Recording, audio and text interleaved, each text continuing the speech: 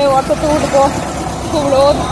আর এই যে বাজার হাট আমাদের, বাস যাচ্ছে সামনে কিন্তু আমরা যেতে পারছি না, বাসে যাব না, খুব গরম। আমরা অটোতে যাব। সামনে একটা ব্রিজ, বড়বী সেতু, সেখানে গিয়ে আমরা উঠবো। আর মাছ তো খুবই কষ্ট হচ্ছে, ক্লান্ত হয়ে গেছে। এখন খাবে ফ্রুটি, মাজা করে ফ্রুটি আর খুঁজে পেলাম না, ফ্রুটি খুঁজে পাচ্ছি না, কোথায় যে পাই। সামনেই আছে, সেখান থেকে নেবো ফলমূল, তারপরে আমরা উঠে যাবো গাড়িতে, অটোতে। এই গেছে বাস।